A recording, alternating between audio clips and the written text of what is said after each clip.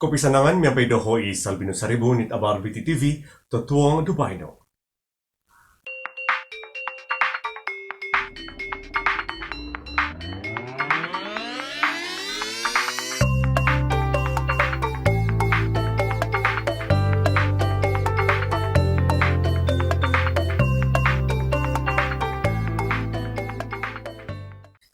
Esok genap 100 hari Datuk Seri Panglima Haji Jinor menerajui pentadbiran Kerajaan Negeri Sabah sebagai Ketua Menteri ke-16.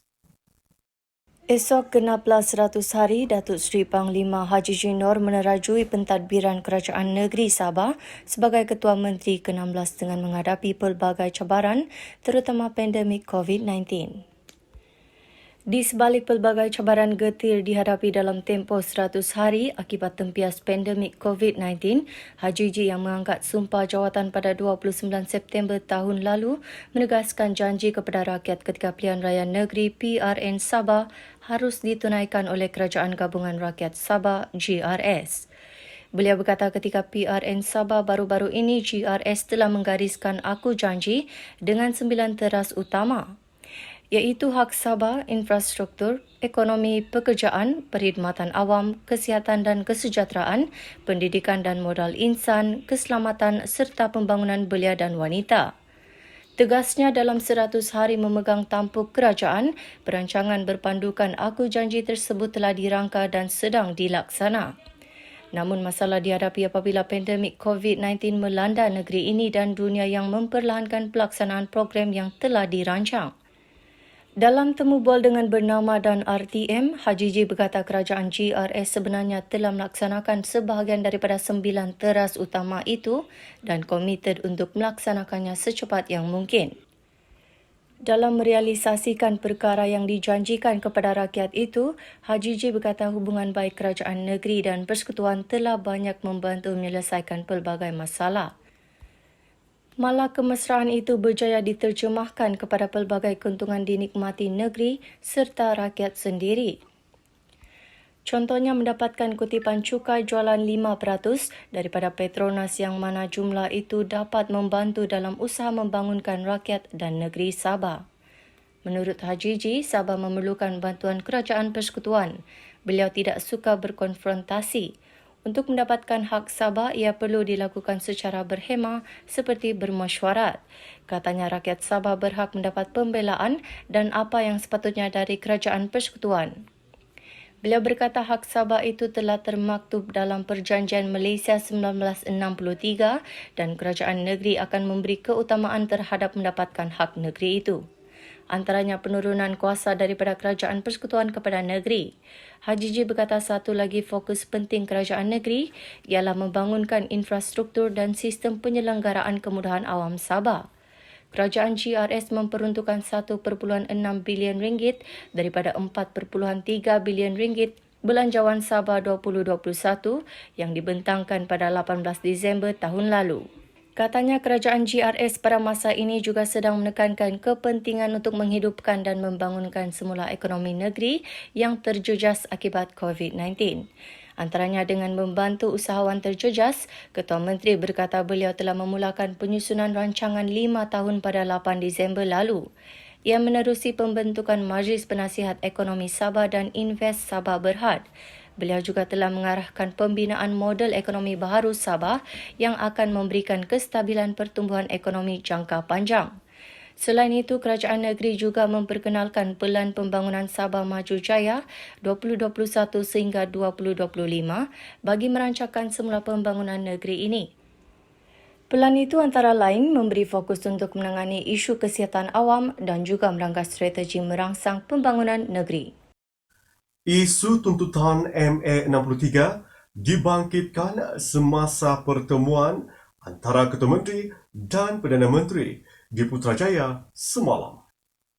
Ketua Menteri Datuk Seri Panglima Haji Jinor mengadakan kunjungan hormat kepada Perdana Menteri Tan Sri Muhyiddin Yassin di Pejabat Perdana Menteri di Putrajaya semalam. Dalam pertemuan selama lebih kurang sejam itu, Haji Ji mengutarakan keperluan dan keutamaan Sabah dalam rancangan Malaysia ke-12 dan isu berkaitan tuntutan dalam Perjanjian Malaysia 1963 MA 63. Ketua Menteri turut memberitahu status perkembangan peruntukan 50 juta ringgit daripada Kerajaan Persekutuan dalam menangani pandemik COVID-19.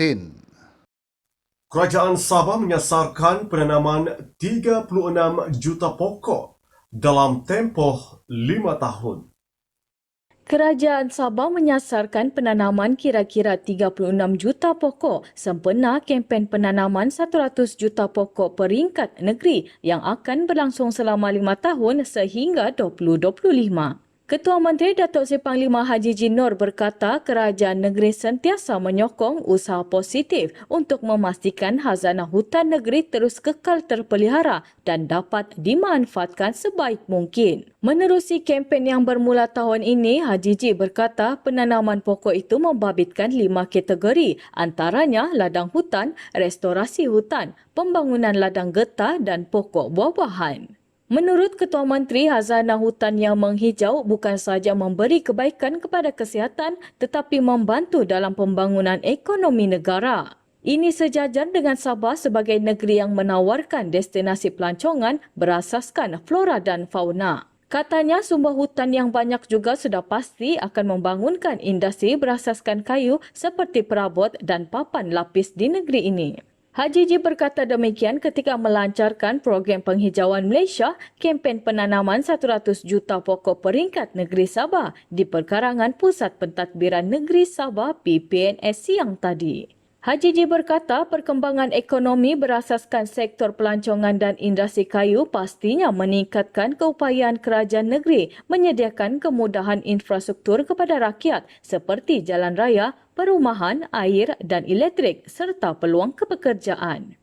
Perdana Menteri Tan Sri Muhyiddin Yassin turut menyempurnakan agenda penghijauan Malaysia melalui kempen penanaman 100 juta pokok di perkarangan Kompleks Sri Perdana di Putrajaya yang turut dilancarkan serentak di seluruh negara hari ini.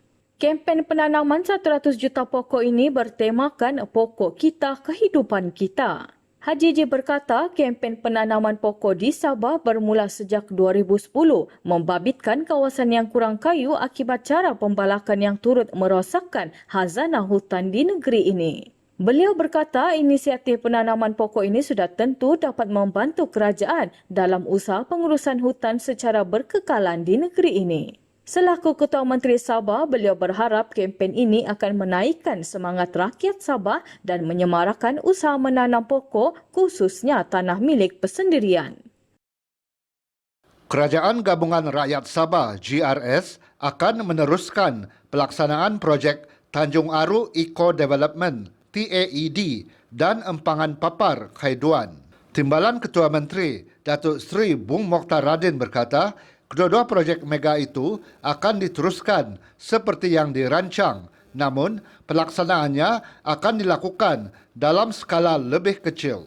Beliau berkata, projek TAED akan dilaksana dalam skala lebih kecil dan tidak akan melibatkan kerja-kerja penambakan laut.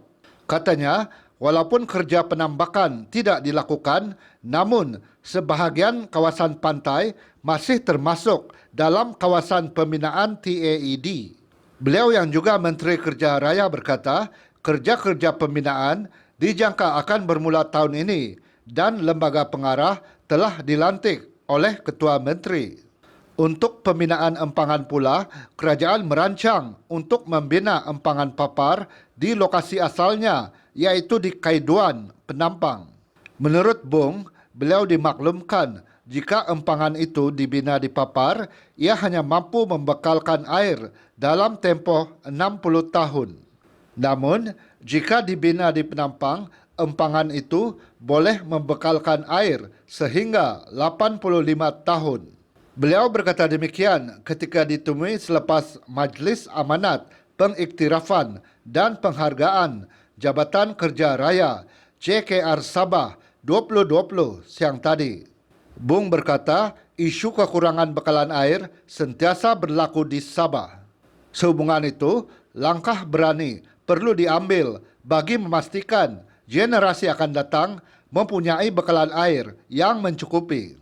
Sebelum ini, di bawah kerajaan warisan, kerajaan memutuskan pelaksanaan TAED akan dilaksana dalam skala lebih kecil berbanding perancangan asal.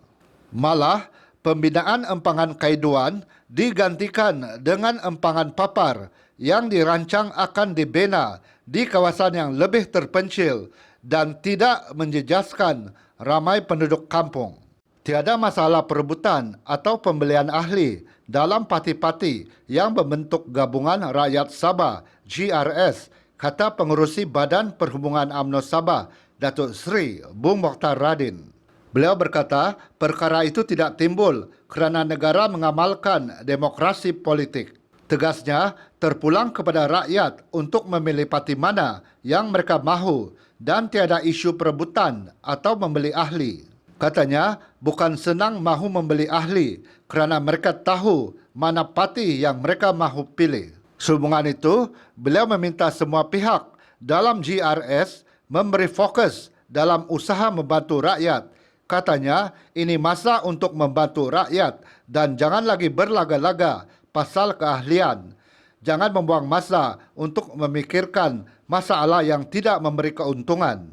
Bung berkata demikian kepada pemberita selepas Majlis Amanat dan Anugerah Perkhidmatan Cemerlang JKR Sabah di Kota Kinabalu siang tadi.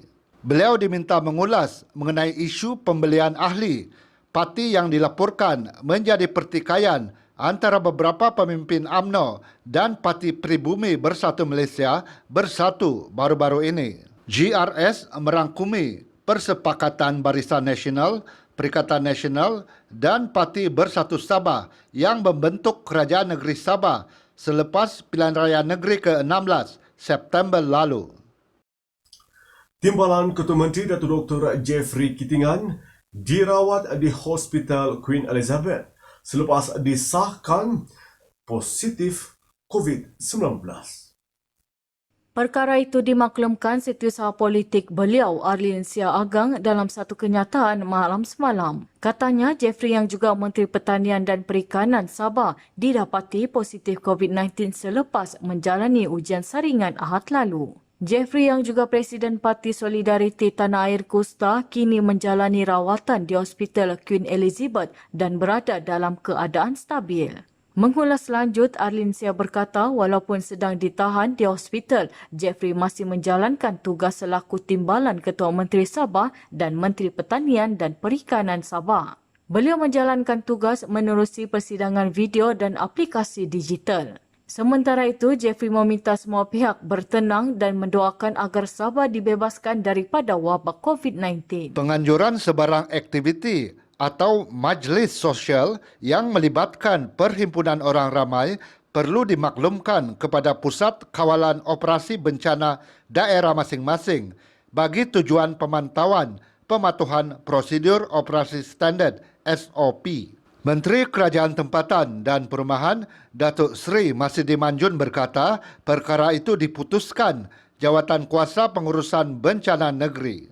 Kes positif baru COVID-19 di Sabah kembali meningkat dengan 383 kes dilaporkan hari ini berbanding 303 kes semalam menjadikan jumlah kumulatif kini 38,555 kes. 5 kes kematian dan 1 kluster baru dilaporkan di Sabah hari ini. 2 kes kematian dilaporkan di Lahadatu dan masing-masing 1 kes kematian dilaporkan di Kota Kinabalu, Kinabatangan dan Sandakan. Pesakit terdiri 4 lelaki dan seorang wanita berusia di antara 54 hingga 78 tahun. 1 kluster baru yang dilaporkan di Sabah hari ini ialah kluster Tombovo di Putatan yang mencatatkan kumulatif 18 kes setakat ini.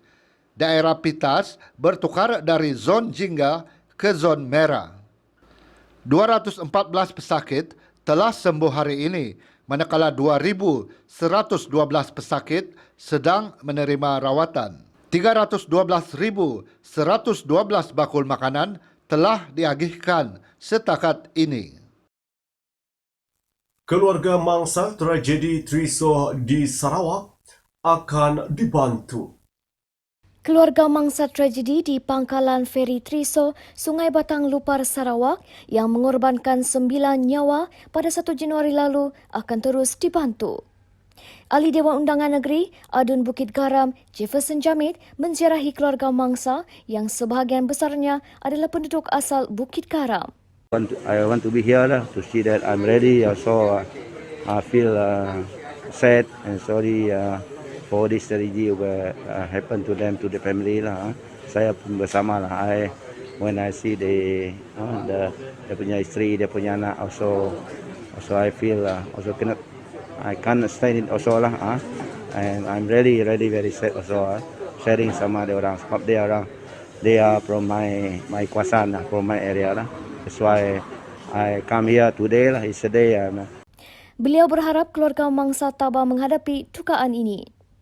Sebelum ini, Jefferson turut menziarahi keluarga mangsa di Sri Aman bersama ahli Parlimen Kapit yang juga Menteri Perdagangan Dalam Negeri dan Hal Ehwal Pengguna, Datuk Seri Alexander Nantalinggi.